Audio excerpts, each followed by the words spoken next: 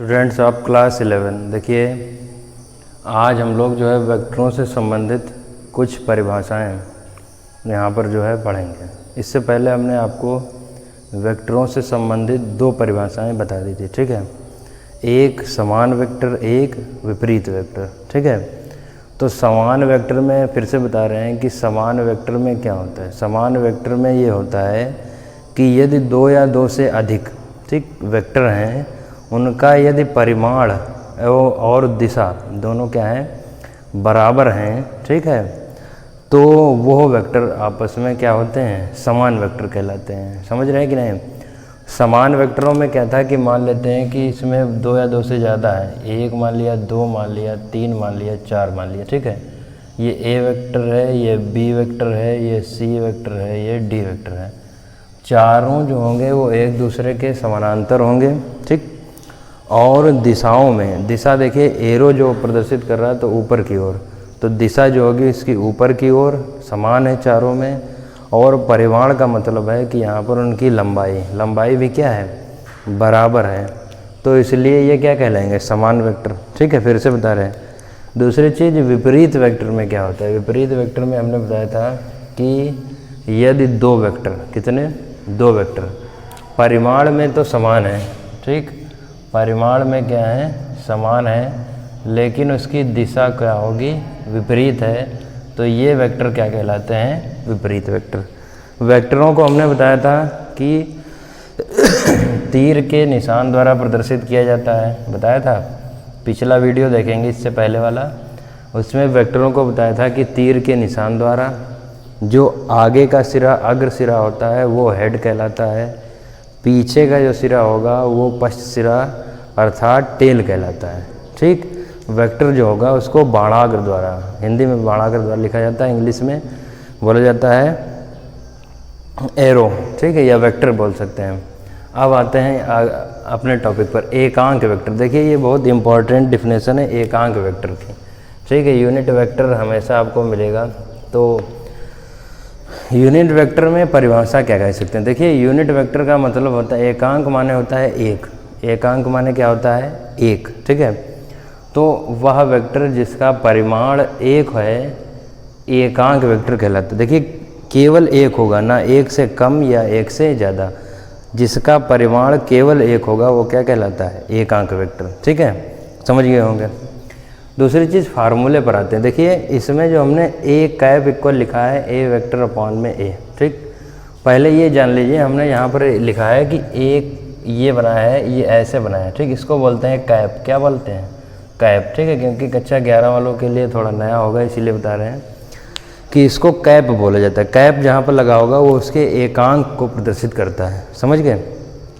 जहाँ पर कैप लगा होगा वो उसके एकांक वेक्टर को निरूपित करेगा।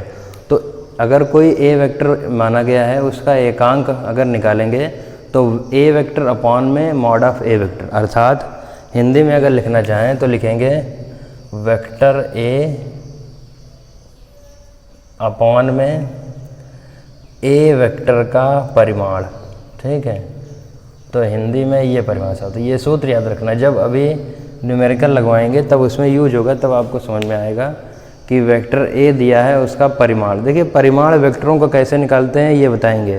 तीन दिए होंगे तो उसमें परिमाण निकालने के लिए क्या होगा कि जितने भी किसी अक्ष के सापेक्ष तीनों जो वेक्टरों के गुणांक दिए होते हैं उनका वर्ग करके जोड़ दिया जाता है, ठीक है। तो ये जब न्यूमेरिकल आएगा इतना, अभी तो फार्मूला याद कर लीजिए, ए कैप बराबर ए वेक्टर अपॉन में मॉड ऑफ ए वेक्टर, ठीक। जिसका परिमाण एक होता है वो क्या कहलाता है, एकांक वेक्टर। क्लियर है। दूसरी डिफिनेशन आते हैं लंब कोणीय एकांक वेक्टर। देखिए लंब कोणीय एकांक वेक्टर क्या होता है। लंब कोणीय एकांक वेक्टरों को चित्र से समझेंगे। देखिए हमने बताया था एक्सिस को तीन भागों में डिवाइड कर सकते हैं, या एक्सिस तीन होते हैं मान सकते हैं, ठीक है। मेनली तीन ही एक्सिस जो है हम इसको जो है डिफाइन कर सकते हैं, तो इसलिए तीन एक्सिस ले लीजिए, एक्स, वाई और जेड, ठीक है। तीनों एक्सिस पर क्या होता है, उसका एक एक एकांक वेक्टर मान लिया जाता है। ये ध्यान रखिएगा, इस पर आई कैप माना जाएगा, इस पर जे कैप और इस पर के कैप। मतलब एक्स का आई कैप, वाई का जे कैप और जेड का के कैप माना जाएगा, ठीक है। तो यहाँ से क्या होता है कि यही लिखा गया है कि अगर अक्षों एक्स अक्ष, वाई अक्ष और जेड अक्ष के अनुदिश एकांक वेक्टरों को क्रमशः आई, जे, के से लिखा जाता है, ठीक। जो इसके एकांक वेक्टर होंगे, अर्थात हमने कहा था कि एकांक वेक्टर माने होता है जिसका मान कितना होगा, एक, परिमाण कितना होगा, एक होगा। ठीक है, तो देखिए इसमें लिखा है हमने, इसीलिए मॉड ऑफ, ये मॉड बोला जाता है, परिमाण को मॉड से लिखा जाता है। Mod of I cap equal 1, mod of J cap equal 1, mod of के इक्वल 1। ठीक है, इसको याद कर लीजिए, इसको नहीं मालूम, बहुत सारे बच्चों को मालूम होगा, लेकिन यहाँ पर जो होगा मॉड जरूर बोला जाता है। मैथ में मॉड अलग होता है, यहाँ पर मॉड अलग हो, यहाँ पर परिमाण को, वहाँ पर जो इसकी न्यूमेरिकली वैल्यू को चेंज किया जाता है प्लस माइनस, माइनस से प्लस में। ठीक है, इतना समझ गए होंगे सभी लोग। ठीक, आई और जे और के जो होते हैं वो एक्स वाई जेड के अक्षों के एकांक वेक्टर होते हैं। ठीक, क्लियर है। अब देखिए यहाँ से एक अगर वेक्टर कैसे लिखे जाएंगे, अगर समकोणीय या लंबकोणीय वेक्टर होंगे, उसकी इक्वेशन जो होगी वो कैसे लिखी जाएगी। ठीक है, तो इक्वेशन लिखने के लिए किसी वेक्टर ए को समकोणीय घटकों में लिखने पर क्या पाते हैं, ए वेक्टर बराबर ए एक्स आई कैप प्लस ए वाई जे कैप प्लस ए जेड कैप। ए जेड का मतलब होगा को जो के साथ जुड़ा हुआ मान होगा। ठीक है, के मतलब क्या होगा, जो जेड अच्छा होगा उसके सापेक्ष जो उसका गुणांक होगा, जे में वाई के सापेक्ष जो उसका गुणांक होगा। तो इस प्रकार से वेक्टर लिखा जाता है कि उसकी एक कह सकते हैं कि मानक समीकरण है। ठीक, दूसरी चीज़ आती है शून्य वेक्टर। ठीक है, देखिए इतने ही मेन वेक्टर आपके कोर्स में दिए गए। इसके बाद में वेक्टरों का जोड़ना घटाना और समांतर चतुर्भुज विधि होगी। इसके बाद जो सदिश विश्लेषण होगा वो वहाँ से बिल्कुल इतने ही टॉपिक्स होंगे मेन। ठीक है, जो कोर्स में आपके दिए गए। इसके बाद प्रक्षेपगत। तो देखिए शून्य वेक्टर, शून्य वेक्टर में क्या कहा गया, शून्य वेक्टर में यह कहा गया कि वह वेक्टर जिसका परिमाण शून्य है शून्य वेक्टर कहा जाता है। ठीक, सीधी सी बात है कि शून्य वेक्टर हम कह रहे हैं तो परिमाण जोड़ देंगे। परिमाण माने जो होगा उसका मान जो आएगा। ठीक है, न्यूमेरिकली वैल्यू भी कह सकते हैं एक तरीके से। ठीक, लिखा नहीं होगा कहीं लेकिन बोल सकते हैं। ठीक, तो परिमाण जो होगा हमेशा क्या आएगा, शून्य होगा। वो क्या कहलाता है, शून्य वेक्टर कहलाता है। ठीक है, और गुण देख लीजिए, शून्य वेक्टरों के गुण क्या हो सकते हैं। देखिए जिस प्रकार से मैथ में, गणित में जो है गुणा करने के, ठीक है, या जोड़ने के जो नियम होते हैं, हम तो ये कह रहे हैं कि इसमें देखिए अभी ये घटाने वाला भी लगा सकते हैं, तो लगा सकते हैं, लिख सकते हैं। तो देखिए जैसे ए वेक्टर प्लस जीरो वेक्टर बराबर क्या आएगा, ए मतलब क्या है, जैसे मैथ में क्या कहते हैं कि 2 + 0 = 2 आएगा कि नहीं।